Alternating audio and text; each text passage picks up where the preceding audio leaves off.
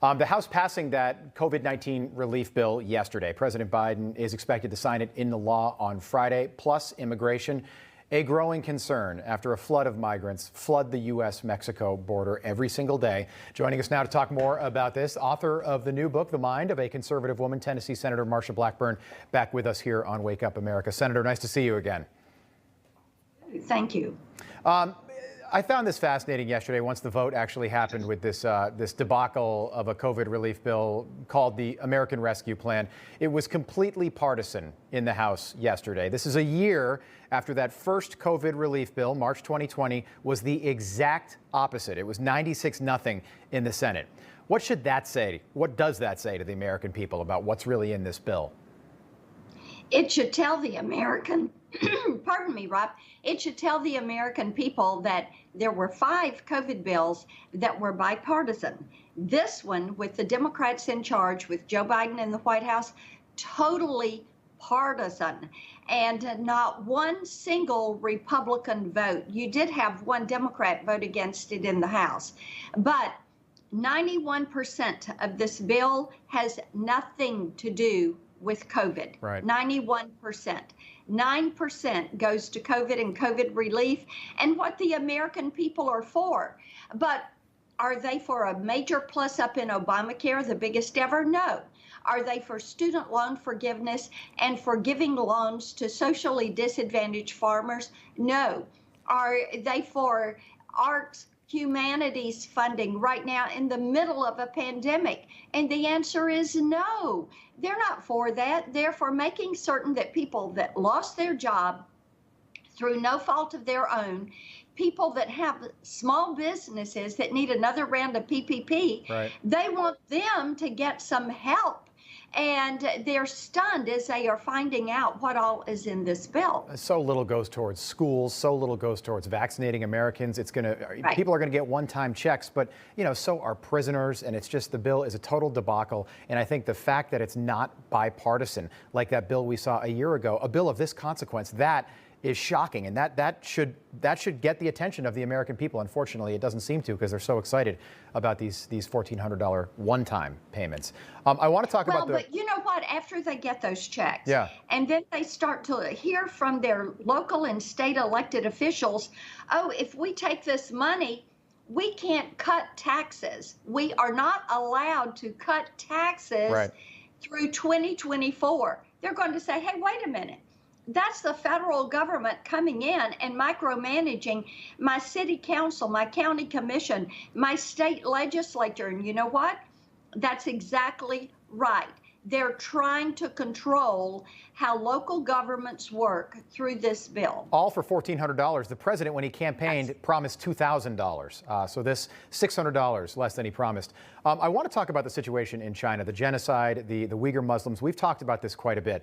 We had a Uyghur Muslim prisoner turned activist. His name is Tahir Iman. He was on our program earlier this week. He described exactly what it was like living and being detained in one of these internment camps. Take a listen. We had to work 14 hours a day and forced to learn the political indoctrination for 2 hours a day. That was most humiliating and horrible experience of my lifetime. People are being tortured, and the women are being faced to rape and forced sterilization and forceful abortions, even the organ harvesting. So I think, I believe this is much more worse than what I have experienced almost 15 years ago. Senator, we had the Nuremberg trials after World War II. That's when the word genocide was first applied to what the Nazis did during that Second World War. We had a convention in 1948 called the Genocide Convention, where many countries, including the U.S., signed a document saying we promise to hold countries accountable and put an end to any genocide from here on out. Our Secretary of State, Antony Blinken, is going to meet with his Chinese counterparts in Alaska very soon. Do you expect them to hold China accountable in any way at all for the atrocities currently happening in China? Every nation should join us. We should lead the way in holding China accountable. But, you know, Rob, it is going to be vital that every nation stand up to China for their human rights violations, for the genocide that they're carrying out on the Uyghurs, for the way they're trying to sinicize.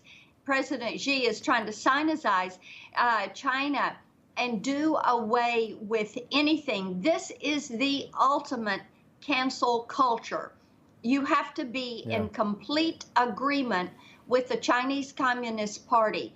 But what they are doing to the Uyghurs, the way they're using them for slave labor there in Xinjiang province, the way they have them in these internment camps, the sterilization, the organ harvesting, the way the women are being treated, everybody should stand against this.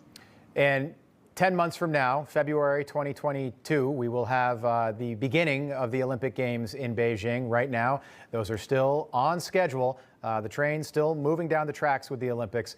Why haven't we boycotted the 2022 Winter Games, and why haven't more countries jumped on that as well? We need to be boycotting those Winter Games. We need to do something here, maybe the Freedom Games, I don't know.